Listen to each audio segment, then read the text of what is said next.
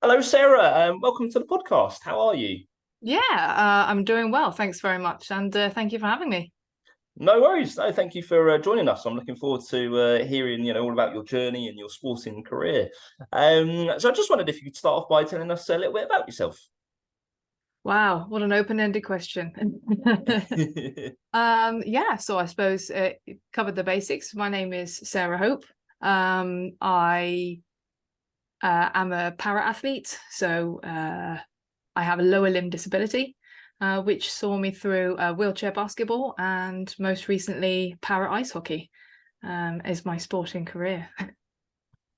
And I want to start off then with early life. Where did you grow up and what sports did you play as a child? So I grew up in West Sussex, not too far away from Brighton. And controversially, I wasn't really massively into sport when I was younger. I took part in school sports like you do, played netball, which was what was available for the girls, while the boys went off and played football. Um, but to be honest, by the time I got to secondary school, sport wasn't really a priority for me. I think around that time, I possibly struggled with some of the social elements of sports. And to be honest, the netball team became a bit of a popularity contest. So yeah, sports kind of took a bit of a back seat for me. And it wasn't until I was maybe 19, 20 that I actually got into running. And that was sort of the first sport that I was really passionate about. And what made you get into running at that age? I'm not sure. There was just something sort of in my brain that said running is what you want to do. And I didn't really know what I was doing. And I got a pair of terribly fitting trainers, and I just went out one night and tried it. And I got about 30 seconds down the road and I realized how unfit I was. Um, but I tried it again and tried it again, and I fell in love with it. And I fell in love with I suppose the freedom that it allowed, the escapism, especially when I went to university, and if I had a lot going on in my head, just that ability to get up and go and just run and get away and clear your head, and just the sort of sheer accessibility of the sport. I suppose you don't need any fancy equipment except for a pair of shoes. And yeah, I suppose that was the first time I really got sort of into a sport, if not competitively, just sort of, the sort of thing you want to do multiple times a week. And did you ever do any sort of 10Ks, half marathons, things like that? Yeah, I did a few 5Ks, a few 10Ks. I'd actually signed up for a 10 miler when I acquired my disability, so I never actually got to do it, which was a bit of a shame because I was hoping to go all the way up to marathon distance. But of course, when you acquire a disability, you don't always know when that's going to happen. um, so yeah, that And kind of squashed those plans. I think I read that I read actually online that you were a keen runner before obviously you were diagnosed with your condition, and I think, am I right, you have peripheral neuropathy, is that right? Yeah, that's right. Yeah, I've got a hereditary form of peripheral neuropathy. So lovely gift from my mother. Thanks very much for that. And so if you don't mind, are you happy just to share a little bit about your condition and sort of how it affects you day to day?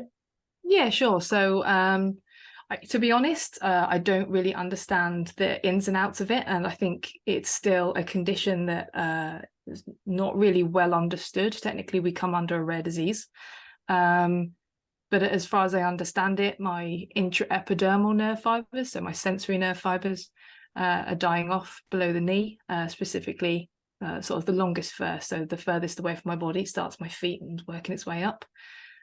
So I have altered sensation, and sort of as a product of that, I'm quite unstable on my feet. I get a lot of pain, neuropathic pain, losing a bit of flexibility around my ankles, my knees, my hips.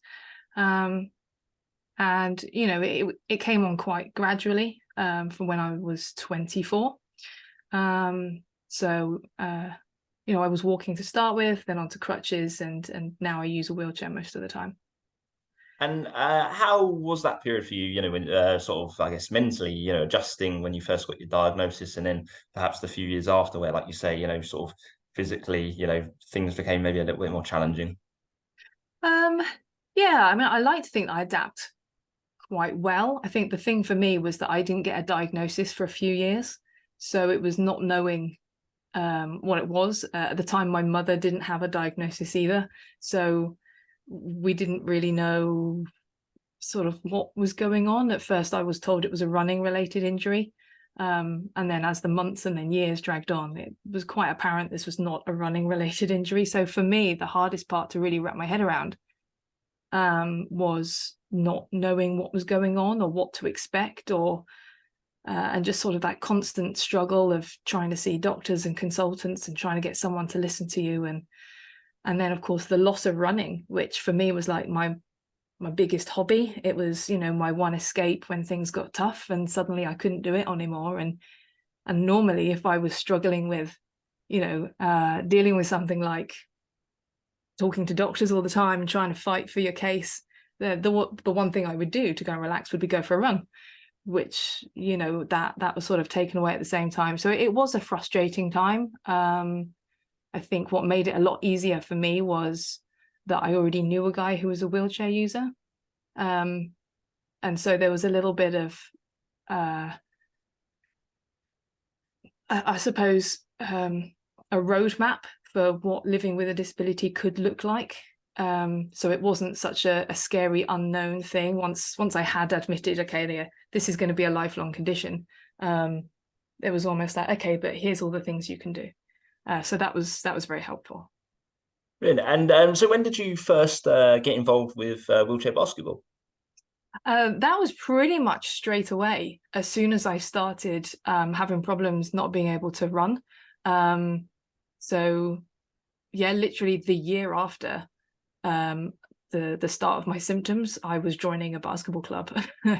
And it was purely through my now husband, and then boyfriend, who said, oh yeah, why don't you come along and have a go at a session. And he was already part of a club, and I did, and that's kind of, the start of that, I guess. So yeah, 2010 would have been the start. Just kind of very socially, amateurly, is that a word? I think I just made that up. I would just train, I was working shifts, so I would just train like 3 times a month, maybe a little bit more, and just did it for the enjoyment and for getting back into exercise, I guess. But yeah, and then it just kind of took off after that. And what was it about wheelchair basketball that you enjoyed that kept you going back to the training sessions? I think to an extent it was like that first thing that I tried where I had that, not the same level of freedom as running, but I've gone from sort of shuffling around on crutches to being able to move up and down the court with a certain amount of ease again. And that was something that I'd missed, just being able to move around at pace. And I think also the physical challenge of, okay, this is like basketball, this is like something I once did at school, but you've got added challenges of, I can't just hold the ball and move my feet. I've got to move with my hands and bounce the ball with my hands and do everything else at the same time. And I think that just kind of gave me something to focus my energy into. But I think for me, like a lot of things, is once I'd started in the routine of it, I was kind of stuck. And I just kept going back and kept going back. And then as you progress, you enjoy it a bit more, and then you've, oh, actually, how much further can I get? And I think that sort of competitive nature just came out that a lot of athletes have. And which club is it that you started playing for when you first took up the sport? Yeah, started with Coventry Wheelchair Basketball Academy, and I stayed there for 13 years. Awesome. And obviously your sort of basketball career progressed from there. So how and when did you first get invited to sort of go along and train with the GB squad? Yeah, so it was about 2 years after I started that I was invited to like a development camp. I remember we were all given pink t-shirts because women's sport. And And, you know, the GB coach was there doing a bit of scouting, and he just sort of said, you know, keep working, and you could probably go quite far in this sport. And I just thought, oh, and that just sort of, I suppose, sowed the seed of, oh, okay, maybe this is a possibility. And it was a year later that I was invited to my first GB senior camp. So that would have been 2013. So yeah, wow, 10 years ago. And when did you make your debut for GB? I actually left the program in 2014 just because I was working full time, you know, kind of expected to train every single day. And I was also trying to plan my wedding. And I just knew that I wouldn't be able to commit 100%, and I don't like doing things less than 100%. So I actually left for a year, and then went back in 2015. So my first tournament was actually February of 2017, Osaka, Japan. Long way to go. We had a slightly reduced squad just because a few people were taking a break after the Rio Paralympics. But I went over there and was kind of like, you know, in the deep end, I suppose. But it was such a massive learning experience and so much fun, and it really, yeah, just paved the way for the rest of the career. And how did you do in that first tournament that you played Oh, in? terribly. Yeah, What was yeah, your it was awful. experience? Yeah. Yeah. Osaka was an annual tournament we did, and it was so far ahead of the rest of the tournament schedule for the year that it was kind of a case of just, you know, testing out your team, seeing what a few other countries' teams had got, and basically just having a good time. And yeah, we were a strange ragtag group of people that had been put together. We didn't know very much about how to play together and what to expect. And, you know, you've gone from just training and playing in front of a few dozen people to suddenly have many hundred people and big stage and international expectations. And yeah, we didn't do particularly well, but let's not dwell on that. And so which other major tournaments did you go on to play in, and what's been the highlight for you in a GB shirt? So I suppose sort of the biggest tournament I did was World Championships 2018. I felt like we were playing really well as a team. We came back with a silver medal. That was an experience, but probably not my highlight, even though that was probably, you know, our highest placing. You know, I've done Osaka 4 times now. I've played all over, you know, America and Spain and France, Germany, Czech Republic. Sort of, you know, I've been around, and each tournament has got its own you know, pros and cons. And I think there was a little friendly in France, which I absolutely loved. There was no pressure. There was only about 4 teams there. But that was really sort of beneficial for my game in terms of just being able to find my place within the GB team. And what's been your favorite country to play in? Probably Japan, to be honest, because they are so well organized. I love things when they run on a schedule. They're just everyone over there is just so polite, and everyone's trying to help, and everything happens on time, and you don't have to stress about being late to things. And yeah, no, it's just a really nice atmosphere. And obviously 2021 was the Paralympics. How was that experience? Yeah. So, you know, Tokyo was always my goal. When I left work in 2017 in order to do basketball full time, the Tokyo was my main goal. And I think personally, if the tournament had gone ahead in 2020, then I would have been this part of the squad that attended. Yep. And that extra year I think I did a pretty good job of staying fit and ready and focused during lockdown, but we had a change of coach. Other people obviously had the same opportunity to get better, and unfortunately they decided to make me a reserve instead of part of the main squad. And that was a really tough time for me, I think. Yeah. When that's been your goal for 4 years, you can obviously get sucked into that elite sport bubble, can't you? There's not much else going on in the world except what you're training for.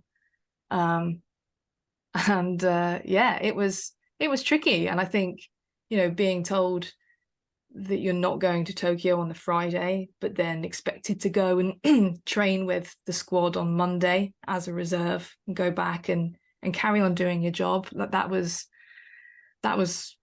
probably one of my hardest times. But we learn, we grow from it. Just didn't quite go to plan that time.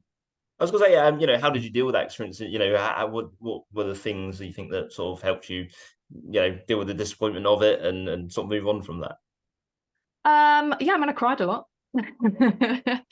Yeah, I was pretty down. I had my support network. There were sort of part of the team that I'm really good friends with, and they were really supportive. But obviously, they had to focus on the fact that they were going to be flying out to Tokyo. So, I had my husband who was really good about it, and also, I had a therapist at the time, and she didn't really understand sport, but she understood how much it meant to me, and just having that support, especially at a time when people still weren't really mixing because of COVID. So that was just invaluable. And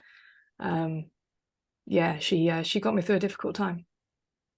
Thank you for being honest, about that experience. I think, it's something that, unfortunately, all athletes at some point in their career, I'm sure, kind of, go through. And, obviously those experiences, I'm sure, only make you, better and sort of mentally more prepared to deal with tough things, in the future, in life, I guess. So, it sounds like you dealt with that experience well, and obviously, come out the stronger person for it, I'm sure. Yes.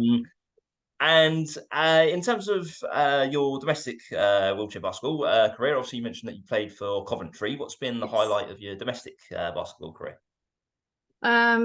So the last 2 years ago, British Wheelchair Basketball decided to launch a women's Premier League.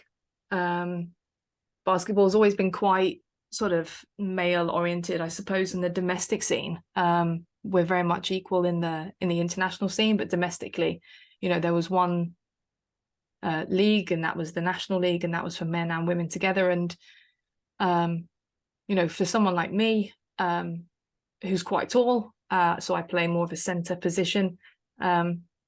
That's how I play the women's game. But then when you put me in the men's game, I'm not the tallest one out there. There's going to be a whole lot of other guys who are taller, or bigger, stronger than me, and you end up sort of having to play very differently in the men's and women's game. So when they said they were going to make this women's Premier League, I was like, okay, this is going to be interesting. So I played 2 seasons with Worcester Wolves. Supposedly a professional league, but I'm going to call it professionalized because we didn't get paid. Right. But in terms of sort of upping the women's game in this country, it's done so much. I think it's really needed in order to just get women involved, and then that pathway into the international team. And I would probably say that sort of my highlight playing domestically over the last 13 years has just been the last 2 years with Worcester. Sort of coming off that disappointment about not getting selected for Tokyo. I was determined to really make something of the Worcester team, knowing that I was going to be retiring from basketball around now, which was actually May. So I was captain of that team, and just, I really like expanded as a player, but in directions that I didn't think was possible. Not necessarily in raw skill, because that's not going to happen to me, but in terms of sort of leadership ability, in terms of sort of game sense and understanding other people, I think that's done a lot for me, and that's probably been my biggest enjoyment. And had you had much experience of captaining sides, before captaining Worcester, or was this sort of the first time No. you've been in that leadership role? No, this was first time. So I made plenty of mistakes, especially in the first year. But the girls were good enough to sort of roll with it, and we figured it out as we went along. But yeah, it gave me a different perspective on the game. And yeah, such a massive learning curve. And what are the key skills you think that you need to be a good captain in wheelchair basketball? Oh, blimey. Well, if you figure it out, can you let me know? Because I might be able to put that in if I captain a team again. I suppose sort of being organized,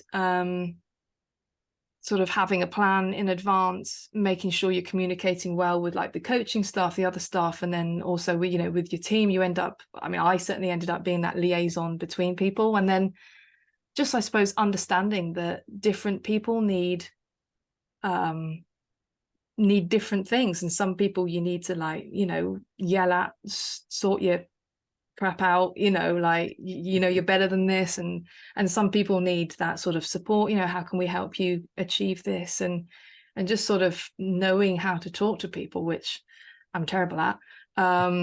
Just sort of figuring that out as I went. I think that's a big part of it.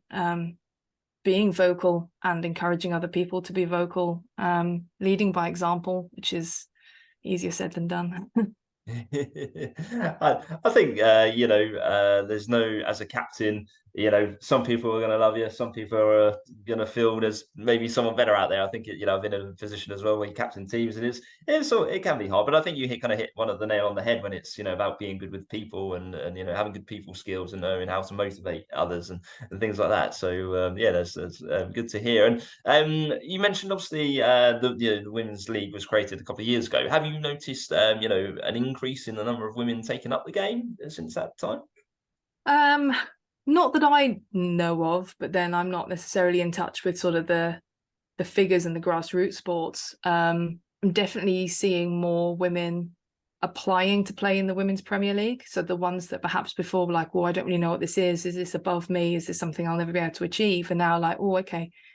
They're making inquiries with coaches, can I come along and try and train with you guys in the hope of one day being able to play? And I think it's really, that league is bridging the gap between domestic basketball and international basketball. And sort of the more people that we can have sort of upskilled to that level, being around, GB members, being around coaches that know what they're talking about, it can only be a good thing for the sport.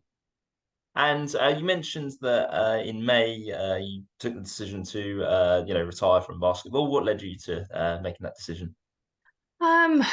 All sorts, but I think sort of the short answer would be it was just the right time. I felt like I'd achieved pretty much everything I wanted to in basketball, and as much as I really enjoyed playing games, I always told myself that I'd rather go out on a high than keep trying to get something that it wasn't going to happen. I think at my grand old age of 38, I don't recover as quick as some of the younger ones, and I pick up injuries a little bit easier. I've got arthritis in this elbow now, and with a full-time job, it gets difficult. You end up spending all of your free time just training and organizing the team, and I've got to that point where like I said, I've been playing for 13 years. It would be nice to have a social life. Absolutely.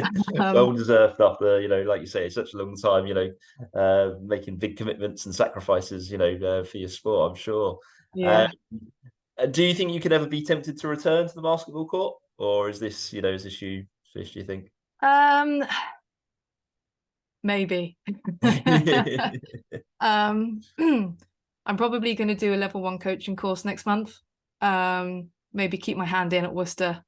But in terms of playing high level again, I don't think so. But playing for fun, yeah, maybe. And so it sounds like coaching is something that, you obviously must be slightly interested in to be, doing your coaching course. Is that something you'd like to get more involved with in the future, or are you just going to sort of see how it goes? Yeah, I always said I'll never coach. Um, um, and then Simon, our coach at Worcester, he decided to move on to something else this summer. So we're currently recruiting for a new coach. And I thought I'll just do the course on the off chance that they need someone to step in, help with summer sessions, that sort of thing. But who knows where that might lead in the future.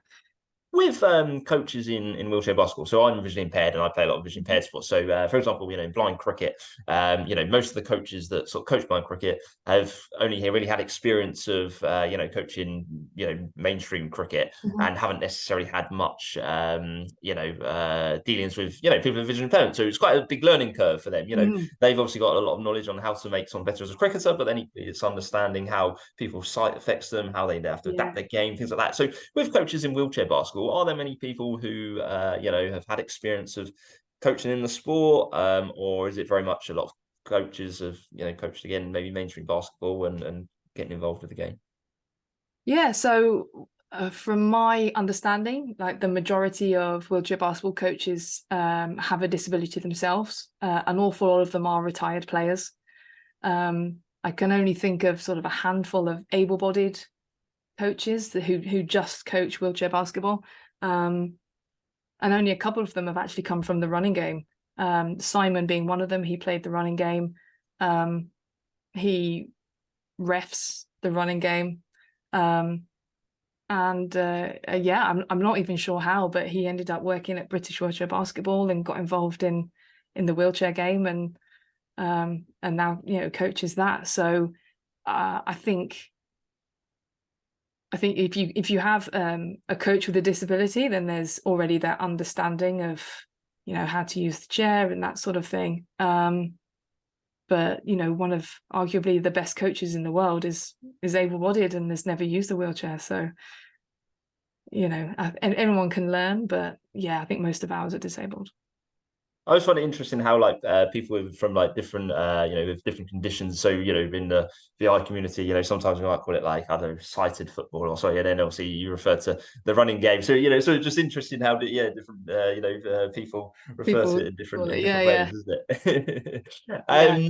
Who would you say is the best player you've played with and against in your basketball career? Wow. It's difficult because you'll find that everyone obviously has their own role on court. So your best player isn't the one that scores the most points or draws the most fouls or anything like that. So I guess the sort of few standout players, I'm going to say within GB women anyway, would be Amy Conroy. Very, very talented person. I don't think she knows what she's doing half the time, but she goes with it and she makes it work. Joy Hazelden, midpoint player, just great all-round player. And then I suppose on the international scene, you can't help but mention Mariska, probably the best female player in the world, plays for the Netherlands. And she'll actually be making an appearance in our Women's Premier League next season. Oh, wow. I don't know if that's, I'm fairly sure that's been announced, but let's go with it. Yeah. Cool. And who are currently the best, sort of countries in the world within wheelchair basketball? Who going into the Paralympics next year would be the sort of teams to look out for? So we've just had the World Cup actually, so I can cheat based on what happened there. Cool. The Dutch women won again, back-to-back World Cup golds. So congratulations to them. I believe China came in with silver, who shouldn't be a surprise, but because they don't take part in many other sort of friendly tournaments, we never see them except for at sort of the major events. I I think USA and Germany are probably on their way up, as are GB at the moment. You know, there's a big refresh in terms of young talent. So give them a couple of years and I think they'll be doing pretty well. And for yourself as a player, I think you mentioned that, you know, within the women's game you played as a centre, but what was your sort of regular position, you know, when you played for GB, for example, and what were your strengths and weaknesses as a player, do you think? So yeah, I always wanted to play as a centre, and I think I spent sort of the first half of my international career playing more as a forward, which I think was at the preference of the coach at the time, though it's probably not what I would have picked. So I definitely struggled in that position, and I think it was only really in the last couple of years with GB and then with Worcester Wolves that I sort of discovered that playing centre is where I'm best suited. You know, I am tall, probably one of the tallest, you know, playing in Women's Premier League the last couple of years. So in terms of getting rebounds and scoring points in the paint, that was that was where and then just lobbing the ball up the other end, I could do that. Wasn't the quickest, was never going to be the quickest with the ball. I'm so far away from my wheels, but yeah, putting it in the hoop, that was generally what I tried to do. Cool. So thank you. You've kind of taken us on a nice journey of your first, you know, big sport, I guess, in your sporting career. But obviously, within the last sort of couple of years, you've obviously been involved with another sport. So just wondered if you can tell us, you know, what that sport is and how you first got involved with it. Yeah, so I kind of decided that you know, I was going to step down from basketball. It was time to wind things up, get back into the workplace. But then it turns out I can't sit still. So I saw on Facebook actually that some people were trying to put together a GB women's para ice hockey team, because even at international level, para ice hockey, or sledge hockey as it's sometimes known, is a mixed sport. But being a contact sport, women aren't often selected at the elite level, for obvious size and speed reasons. So there was a drive to get a women's team together, to eventually, hopefully, get a world champs and a Paralympic category. And yeah, there was a member of the Canadian women's team who was living over here in the UK, and is trying to put a women's team together, and it just said, you know, transferees from other sports, if you're interested, come and let us know. They were obviously looking for classifiable athletes, and I just thought, oh, you know what, I've had experience of playing an international team. Maybe I could offer some, I don't know, expertise, advice, anything, and just sort of got in contact with them, and before you know it, yeah, I'm playing. And so where was the you know, first session held, and you know, how did you find the sport? You know, what did you enjoy about it again that, you know, kept you going back? So we had a training camp in Widnes up near Liverpool. So it was just a weekend, like completely non-funded sport, so everyone's got a job. And the first time in a sledge, it was kind of like Bambi trying to stand up for the first time. I spent a lot of time on my face, sliding around the ice, not really knowing what I was doing.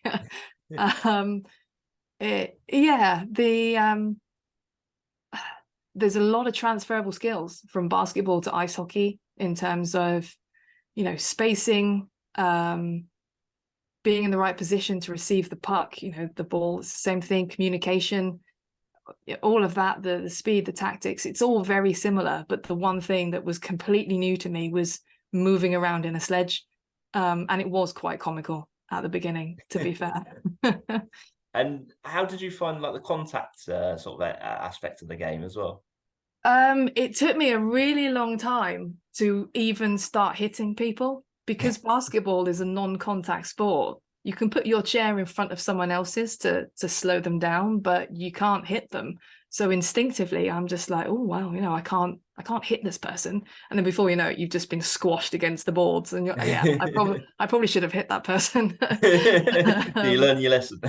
Yeah, so it does take a while, but I'm just about getting there now. Interestingly, I get less injuries with hockey than basketball because I'm covered head to toe in pads. You know, I don't like getting injured. It slows you down, right? So, you know, I've got fairly good equipment, and it just means, yeah, you can squash people and it doesn't really hurt. Maybe I need to hit them harder. And can you just briefly describe the rules of the sport for anyone listening who's not familiar with them? Yeah, I don't really know them. I just keep going until the whistle goes. Yeah, we have 5 on the ice, like we do have 5 on the basketball court. The difference is that we have a goalie in ice hockey, who has the biggest pads of everyone out there. Unlike in basketball, we have sort of either forward or defensive positioning. So you try not to get in each other's way. Whereas in basketball, you play defense and offense equally. And yeah, it's just very simply a case of pushing yourself along in your sledge using one end of the sticks, which had little sort of ice picks on. Get the puck, you switch your stick around to the other end to be able to hit it, and get yourself up the other end and put the puck in the goal. Cool. And now I think I'm right in thinking that you were part of a GB team that went out to compete in a tournament last year, and it was I think maybe the first women's sort of sledge ice hockey event. And I think there was Canada, USA, and like a world team competing as well. So where did that tournament take place, and how was that experience? Oh, you are very well informed, sir. Yes, that was our first tournament as a sort of classifiable GB women's team. There was a previous iteration that didn't sort of progress. So this one was very exciting. The IPC sponsored sort of Women's World Challenge, which was in Green Bay, Wisconsin. And yeah, so we had the USA and Canadian teams are very well established. They know what they're doing. They ran rings around us, but they were very welcoming, very friendly, very supportive, except when they were playing each other. That was a bit violent. And then we had a sort of an all-star worlds team because we don't have any other countries at the moment that have a full women's program. So this was just a case of trying to get people in the hope that they would then go back to their own country and try and progress a women's program back there. We're lucky enough to have that again this year. So that will be beginning of September, I believe. And obviously, I know you've retired from basketball now, but are you still playing hockey? And are you hoping to get into the team for the tournament in September? Yeah, so we had tryouts a few weeks ago. So keep an eye on the social media for the team announcement. That's pretty exciting. Yeah, I was in 2 minds about carrying on. My goal was always try and get this women's program established, just make sure it's up and running, and then just kind of leave it to people, for people to sort of carry on. And the people that, the athletes that we want in are the type of athletes that were like I was at the beginning of my basketball career. So, super keen, willing to train every day, willing to get up at 5:30 in the morning. I can't believe I ever did that. Get up, train, put your all into it, take it seriously. I'm kind of more at the stage of my career now where I'll train 4 times a week if I have to. Yeah, I think I'll do 1 more season and then reassess, and we'll see how it goes. And what position do you play in ice hockey? So the 2 tournaments that I've done with GB, I played as a forward. And then in the league, I play for Peterborough Phantoms, and the last 2 games I've actually played as a defenseman. which I actually quite enjoyed. So there might be a decision in my future as to what position I actually end up playing. I think I need to speak to some coaches. Now, you were saying earlier as well about obviously when you were new to the sport, it was kind of getting used to, not being afraid to hit people and tackle things like that. So I should imagine playing as a defensive player that's now more important. So I'm guessing you must now be a lot happier to, smash into people. I certainly was a couple of weeks ago. Yeah. That was a strong game for me. We went and played, and that was, yeah, I suppose I felt a little bit more confident as a defenseman, and I'm quite happy to go out and push people over and shove them a little bit, and as much as you're allowed to do, and keep them away from a goalie. And I was just like, yeah, actually, I quite like this. It took a little bit of pressure off of trying to sort of set up a good goal attempt, and it was just a case of, someone's come down on my end, I'll go squash them. And I quite like that. Yeah, it's really good. So yeah, I'm getting there. And in terms of the domestic league in the UK, how many teams compete in that? 5. So compared to basketball, very different story. With basketball, we have like 4 divisions made up of dozens of teams. And then women's, and then junior, and then premier, and then there's loads. And with hockey, I first joined, and I'm like, okay, I've got to find somewhere close to my house, and my nearest club is 101 miles away. I'm just like, what? But such is the nature of disability sport, right? You're never going to find a club on your doorstep, or you're lucky if you are. So yeah, it was only five clubs, and then for my very first game, and you're competing against men that are part of the GB team, and you're like, this doesn't seem right somehow. But yeah, ice hockey is just not as popular in this country, and I would love to do something to draw people to it. And I think the creation of the GB women's programs definitely drawn more women to the sport. And I'd like to see that keep going, so we can get more teams going. And with the domestic league, who's the sort of traditional, powerhouse of the sport that dominates the league most years? I think that will be Cardiff. Sheffield Steel Kings do a very good job as well, so those two are probably up there.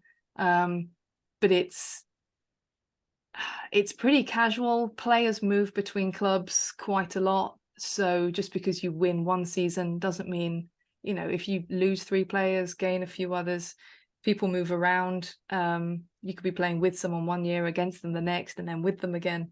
So it's not always set in stone. And with ice hockey, obviously, you have to have availability of an ice rink to be able to play it. So in terms of the times of the games, are you able to get on ice rinks at a reasonable time, or are you playing at 10 o'clock at night? Yes, very astute. Games are pretty good. They're booked really early in advance. We can usually get an afternoon slot. Training sessions, on the other hand, are something very different. Peterborough train on a Friday night between 11:15 and 12:15. Wow. So if I'm off the ice by about 12:30, I can probably expect to be in bed around 3 a.m. So I must admit that my attendance at training has not been great, which makes me feel terribly guilty. But when you're, working full time and you're trying to have a bit of a life, and I've deliberately taken a step back from basketball for those reasons. It's difficult to then convince yourself to go out on a Friday night for an hour's training. That's understandable, and I think you touched on it earlier about obviously how far you travel to train, and as you say, in disability sport you have to be prepared. I mean, I play visually impaired rugby, and we have one guy that comes over from Northern Ireland every time we train. We've got guys that come down from Manchester, York, and it all for a 2-hour training session. So I don't think people always realise how dedicated you have to be. I think when you play a disability sport, obviously there are some sports maybe like say wheelchair basketball and a few others that have grown and have been around longer, but certainly for some of the newer sports, it's certainly a big commitment to make. Absolutely. Yeah, We've thank obviously you. talked a lot about your sporting career. What do you do for work outside of sport, and what are your hobbies outside of sport? So work, I work for the police. It's doing a bit of an admin role, but it keeps me busy, keeps me entertained. I work with a good bunch of people. Um, Outside of that, just trying to keep up with friends and family, I guess. This is all quite new to me because for the last 13 years, my life has just been basketball. And now I've actually got free time. I'm going away for the weekend this weekend, just with a big bunch of mates, to Centre Park. It's going to be a good fun. My brother's had his first child, so I'm trying to be a little bit more involved in their life. Just yeah, keep it. I don't know. My time just seems to go like between working out and sort of arranging things for hockey because everything's done on a voluntary basis, so players chip in with helping and at some point I want to start sort of doing normal things again, going to the cinema or going out for dinner, going to concerts. I don't know what people do. Read books. I'm gonna have to ask, what do normal people do? I don't know. There's no such thing as a normal person, so I'm not sure there's a right Well, answer for yeah, that. maybe. But it sounds like you're, sort of enjoying obviously having a bit more freedom now and time to sort of do things with, your friends and family. But also, it sounds like you're still adjusting and getting used to having the time. Um, Yeah, for it's sure, fine. definitely. It does take a long time. I think it was just as well that I carried on playing Women's Premier League after I left GB, because I think if I'd stopped, I would have been lost as to what to do with my days, or you know how to train or do anything, and I had that little grace period between leaving GB basketball before I started work full time, and it really gave me that period for adjustment. And I think, like, retiring full-time athletes, there's still not quite the level of support there that's needed. So yeah, I think I had it quite lucky, but yeah, I'm so stuck in my routine that it took a long time to adjust. Oh, brilliant. Well, listen, Sarah, it's been an absolute pleasure chatting to you. Thank you very much for coming on the podcast and sharing your story. I think you had a sporting career that you should be very proud of, and obviously it's still not over yet. You've Yeah, achieved for some sure. amazing things in basketball, and sounds like it's an amazing project to be involved with the ice hockey taking off as well. So I hope that goes really well, and good luck for making the team in September. Please keep us updated with how the tournament goes. It's been a great chatting to you. You've been very open and honest about your highs and lows of your career, and yeah, it's been a real pleasure. So thank you very much. Oh, thank you very much. And if you don't mind me just adding, I'd like to thank my sponsor, Tubi Life, who's doing a fantastic job of helping me achieve my hockey dreams of getting that women's team up and running. Brilliant. Thank you very Thank you much. very much. Thank you. Right, sorry, I'll just stop that recording.